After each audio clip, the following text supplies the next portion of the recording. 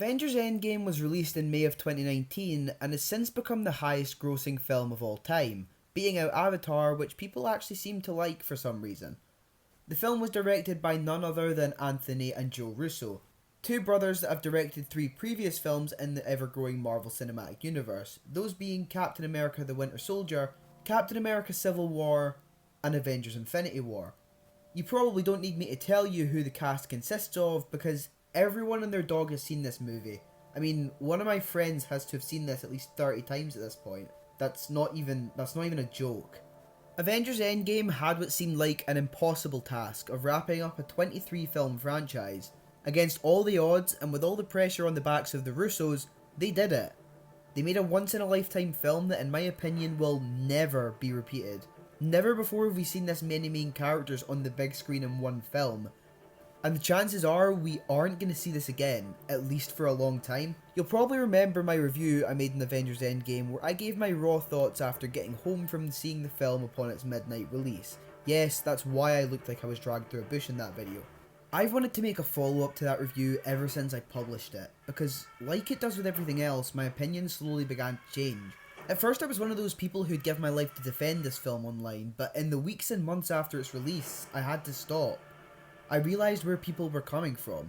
Then when I finally got my hands on the Blu-ray release, I rushed home to watch it once more since that would have only been my second viewing. 3 hours later, I didn't actually know what to think. I had thought this film was a masterpiece, a cinematic marvel that could never be topped no matter how hard anyone tried.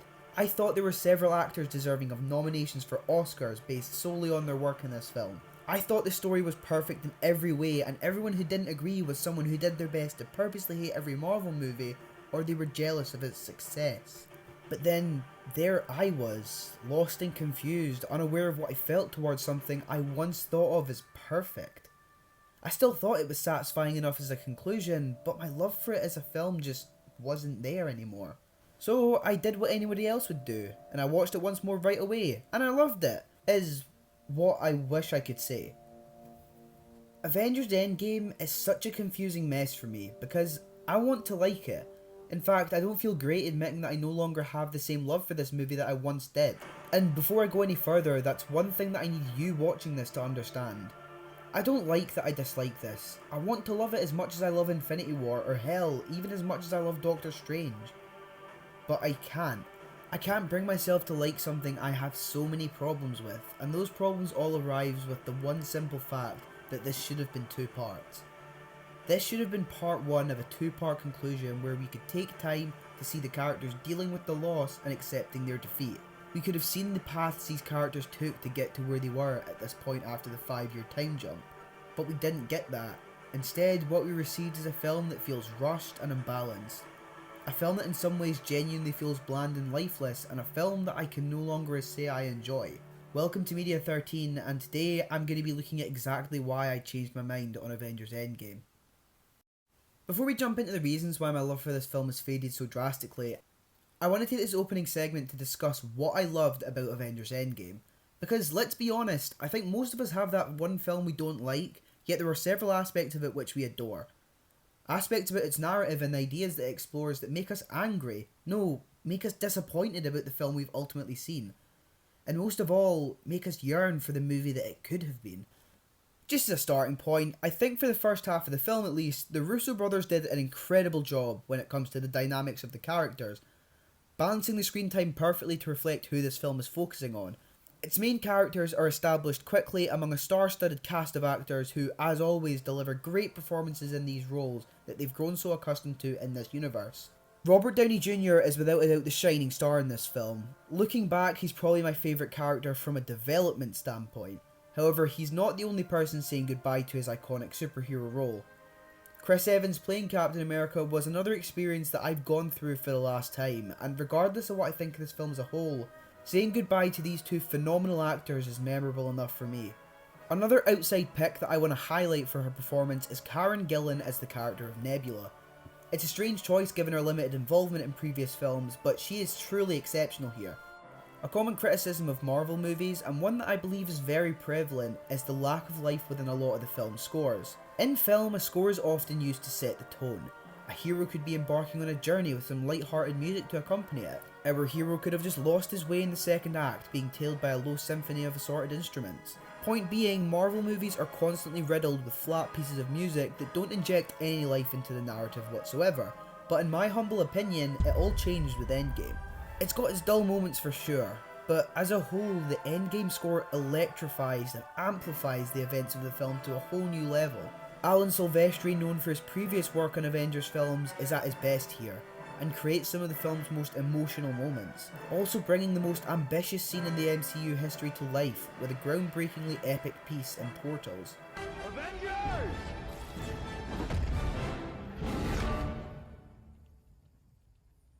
Assemble. I cannot begin to describe the emotional thrill I got from this scene as it happened. I don't feel one bit of shame in admitting that I teared up as the heroes appeared one by one before uniting against a common enemy to save the world one last time. It is such a joy to see all these wonderful actors sharing the screen together for this brilliant splash page that would have been seen as impossible 10 years ago, yet it's Silvestri's score that really takes it a step further into making it the MCU's most iconic moment. The way Portals jumps and skips between momentous and downbeat moments as the battle wavers in favour of each side, growing more menacing with every strike Thanos delivers, before coming more heroic with Captain America's face-off with the Mad Titan. It's a beautiful dynamic and creates a contrast in tone as we not only see the battle shifting, we also hear it. Then we have the real hero, a piece that reflects the damage done to the future of the MCU as we honour and say goodbye to its star head. I really enjoy the film's first act. For me, it's probably the most well done of the three, with genuine character development as we're introduced to the characters we loved, now living in a world damned by their own failure. We see some taking it worse than others, retreating to a life of solitude, whereas others continue to fight an emotional war believing the battle is still far from over. I don't feel like I'm exaggerating when I claim that it's flawless in execution for the most part, and I believe it introduces the film in a way that shows us genuine stakes and risks that these characters will have to face. I do enjoy Nebula's story from start to finish. Her character development feels like it belongs across a few films, yet it's still done perfectly in this one.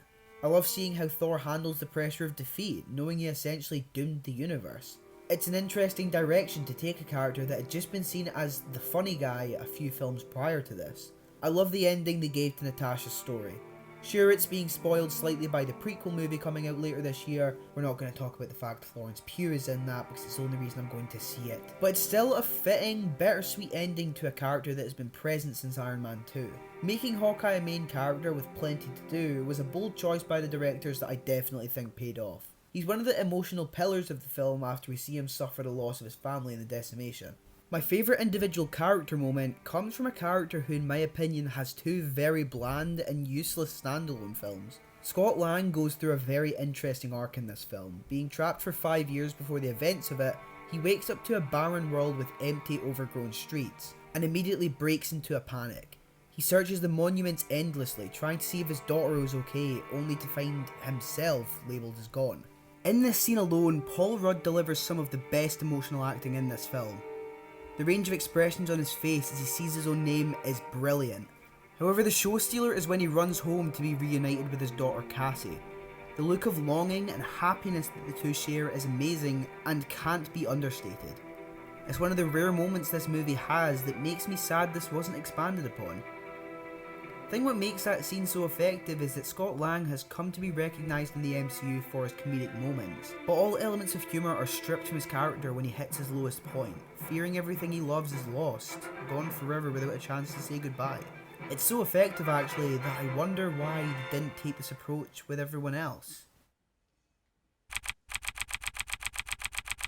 Avengers Infinity War ended with the MCU's darkest hour. The heroes lost, and Thanos left with his life, triumphant at last. The final few scenes of Infinity War are some of the MCU's best storytelling, because rather than relying on quips and one-liners, we instead see these raw edges to characters that for the most part, we didn't know existed. Tony lost someone he viewed as a son, and now was trapped on a planet far away from his own. Steve had not only lost the last remnant from his old life, he'd also lost the first true friend he met in his new one. So much trauma for these characters was executed on screen masterfully, and it baffles me Endgame wasn't much like this at all. Robert Downey Jr. has arguably one of the most saddening moments in this film, as we see all his anger and pent-up frustration being lashed out at Steve in this scene where he returns to Earth. This, along with Scott's scene, is about as fully emotional as it gets. The Russo brothers took the safe route in appealing to the kid-friendly nature of Disney's image, rather than creating an ending that fit in with the tone that Infinity War set in place. The balance of these two genres that don't belong together is baffling to me, and it just highlights another major problem.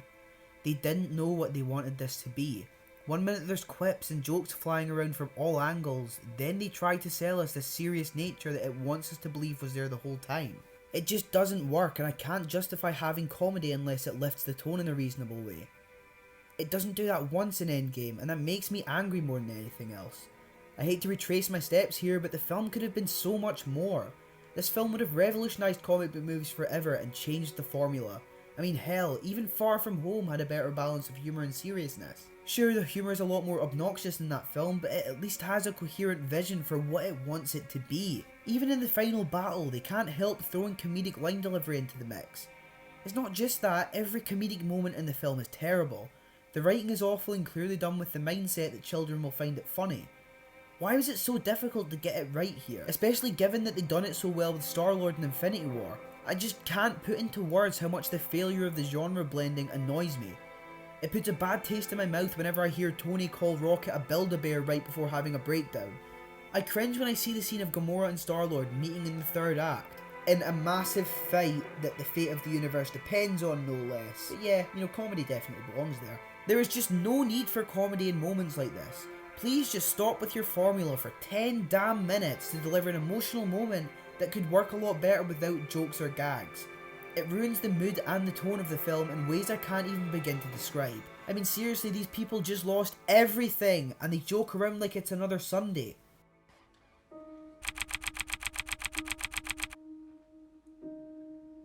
Why? Where is that 5 years? That 5 years that we see Tony get married and have a child? That 5 years where Bruce Banner finally masters the Hulk and combines the two to create Professor Hulk? The 5 years where we see Thor regress into a bum, where Natasha grows into a true leader, where Clint goes on a mission of rage, avenging the family he loved in the only way he sees how.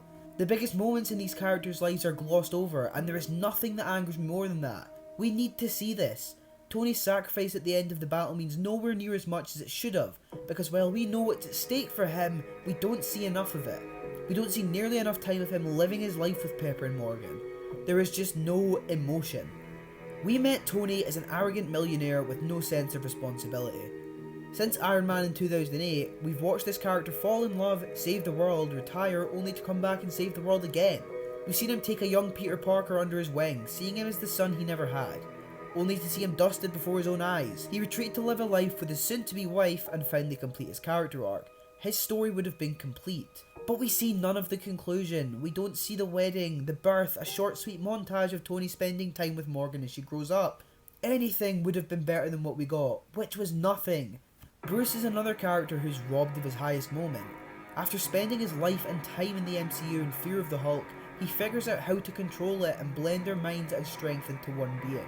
But what did we see? A fucking dab in a cafeteria for a comedy scene.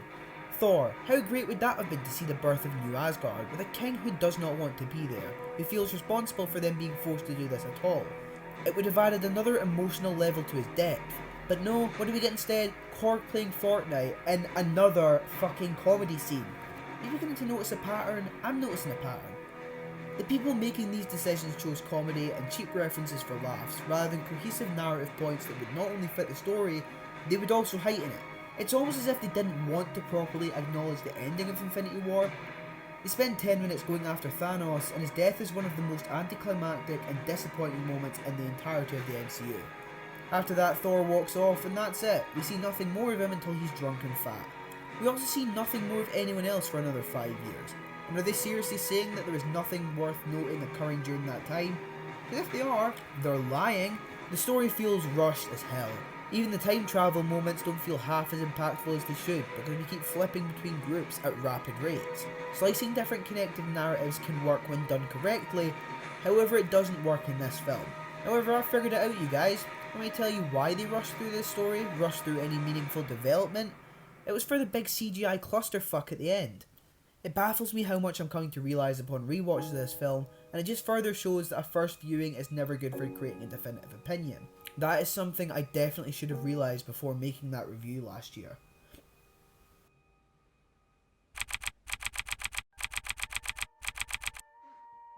For everything that the film does wrong, there is at least one minuscule aspect that I think it does fairly well, and in this case, I couldn't have asked for a better farewell to Tony Stark.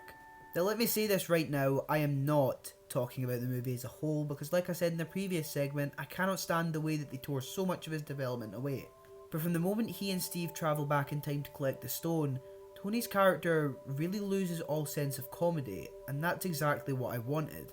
He becomes this serious guy who knows what's at stake. There's really no sugarcoating it. For the second half of this film, Tony is what he should have been the whole time. He's hopeful, yet he doesn't use comedy or stupid jokes to convey it. I might also add that his death is one of, if not the only moment in the MCU that I have actually cried about, despite contrasting ideas from friends that I cried when I found out Quicksilver had died in Age of Ultron. That didn't happen. But everything about it is just done so well, from his realisation of what had to happen in order for this to be the way they came out on top, to the reveal of him holding the stones. Everything about his sacrifice is groundbreakingly perfect, all the way to his final line. And I am Iron Man.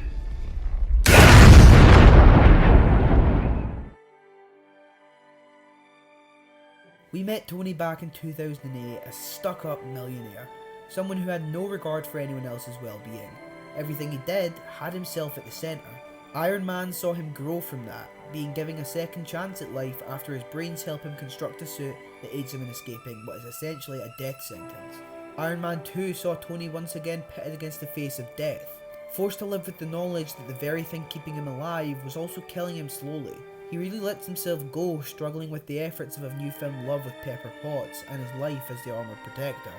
The Avengers showed us how easily Tony could rise to a leading position, heading the team and developing Tony into more than just a millionaire, making him the person who saved New York, almost giving his life in the process. That alone in a 3-film arc is monumental and just shows his character and everything he stands for. But in Iron Man 3 we see Tony in his most vulnerable state, suffering from severe PTSD as the Battle of New York takes its toll on his head. We see him suffer several panic attacks as well as having to deal with a whole new threat that he brings upon himself. Now, I won't go through every single film and moment he has, but throughout the MCU, Tony has had a defining arc that has showcased him through so many stages and stories in his life. Saying this, I can't repeat enough that I don't understand why the directors didn't show us his marriage and the birth of his child. Tony's endgame was always family. We've known this since he fell in love with Pepper, and it's something that I can never forgive this film for, no matter how hard I try to. I will also add to his death scene by saying it was such a satisfying character conclusion for Tony to die surrounded by everything he'd created. People like Rhodes in the Iron Patriot suit, Peter in his Iron Spider outfit, and Pepper in her rescue armour. Like I said, there really isn't a better way they could have said goodbye, and I love it with all my heart. But before I move on, there is one simple thing that I have to say I don't like about Tony's farewell, and it's a fairly simple one. However, I recommend, if you're wearing headphones, turn the video down for the next 20 seconds. Why was the scene with older Morgan removed from the final fucking cut? It makes complete sense and would have added another emotional moment to an already heartbreaking scene. Oh, it would disrupt the momentum. Fuck the momentum! The film's pacing is an issue from start to finish. Stop ruining almost perfect scenes. You made a 3-hour film. Make it 2 minutes longer and add that fucking scene.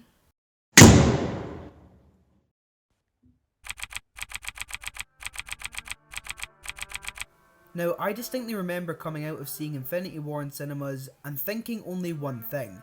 Wow, I can't believe the villain won. Thanos was a seemingly impenetrable force that could not be stopped, fueled only by his desire to correct the universe, to paint it in a way that he saw as appealing or beneficial to every living race.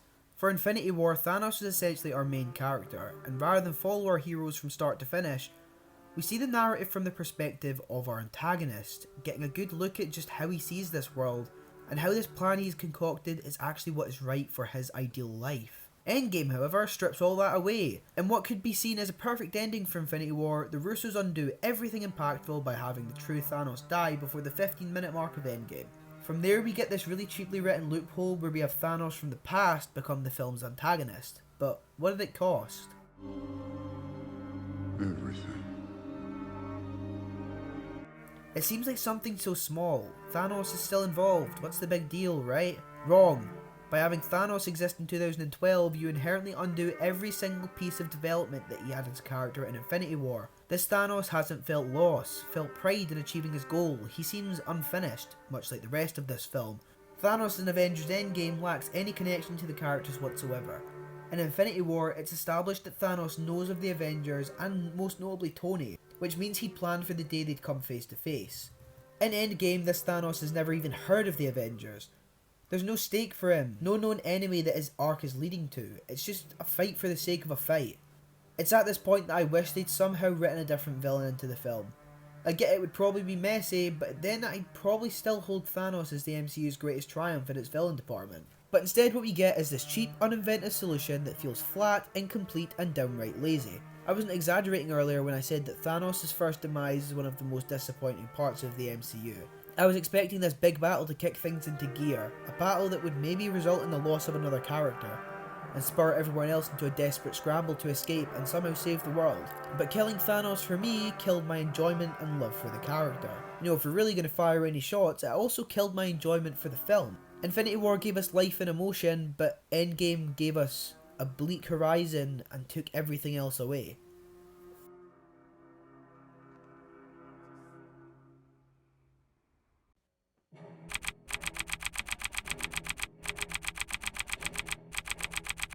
This probably goes without saying, but Marvel movies are regularly criticised for their overindulgence into special effects. Normally using them is fine and wouldn't be in a video like this, but with Endgame there is issue after issue with every single effect they use. One of the most difficult aspects of creating things using special effects is to make sure it looks real. Even a slight mishap can take you out of the movie entirely, and with Endgame, when you're not blanketed by the excitement of a first viewing, does nothing but take you out of the film. Now don't get me wrong, not every aspect of the CGI is bad. Much like Infinity War, I think they did a great job with Thanos, making a character that really looks like he could exist in real life. However, that's about it. I want to use Into the Spider-Verse for my next example. The film is entirely made out of CGI, with it being animation and all, but in this instance, it's flawless, because everything being created looks and feels like it belongs in this world. With Endgame, I can't even begin to count the amount of times Robert Downey Jr.'s face looks like it's been inserted into a scene, or Jeremy Renner's head floats above a suit. Everything about it is a mess from start to finish, and it just makes me wonder if they were forced to get this film out last year. I mean, think about it. When was the last time a big film event was split into two parts and the second part wasn't out a year later? It's rushed because of studio demand in almost every case imaginable. And the third act, oh my god, how did I even like this in the cinema? It's so bleak and lifeless. I get they're in the ruins of the Avengers HQ, but Jesus, could they not have a colour that wasn't brown? I constantly see people praise that shot of Cap standing alone on the battlefield against Thanos' army. But to be perfectly honest, I'm surprised they can tell what it's supposed to be. I mean, it's so dark, so dull and boring. You have no idea how much Guardians of the Galaxy has shot up in my rankings since seeing Endgame a second time. Just because I adore how different it is. It tries so hard to go against the grain and be something new, something inventive, and it succeeds in every single level. Compare that with Endgame that just looks like a mess. There is nothing I want more than to say that talking about Endgame for however long this video is has changed my perception a little, and I can now be content with the conclusion we got. I want to say that I've moved past the glaring issues, and most of all, I want to say that my initial reaction to Endgame after that midnight showing was my true reaction, and I'll grow to like this again. But I can't, because I haven't, and I won't. I don't think you understand, but this is seriously hurting me. As a Marvel fan for so long, I can't even begin to display the amount of sadness I have at the letdown this film turned out to be for me. Looking back, I think I was very naive, and I think it was apparent that I had a heavy amount of bias in that review I made. It's clear I didn't want to address any negatives, and in the long run, I feel like that may have harmed my perception of the film. To explain that a little bit, I had to avoid thinking of any negatives this film had, viewing this as a genuine masterpiece of cinema. Over the months between the cinema experience and the Blu-ray release, my mind was ticking over constantly. My view of the film became even more warped, and at times I considered it the greatest film I'd ever seen. I think the main reason that this video even exists is because of my foolishness and my shock. My mind had sat Endgame up on this pedestal of film. That's why this really exists. When I saw Endgame in the comfort of my own home, I saw the mistakes, I saw the error, and I saw the film for what it truly was, an unbalanced mess. I mean, I was floored. My brain couldn't process what I was seeing. Was this really the same film I'd seen before? I genuinely couldn't believe it. I was lost, and I'm being 100% serious when I say that. This video was not made to try and change your opinion on Endgame. This video wasn't even made to change mine. I simply had to get my true thoughts out there because my review last year is nothing but lies to me now. But if you like this film, good. If you love it, great. If you hold this as one of the greatest of all time, good for you. I'm genuinely happy you see the film and it makes you feel this way. It doesn't do anything anymore for me. It lost its spectacle upon the second viewing, and ladies and gentlemen, that's exactly how I lost my love for Avengers Endgame.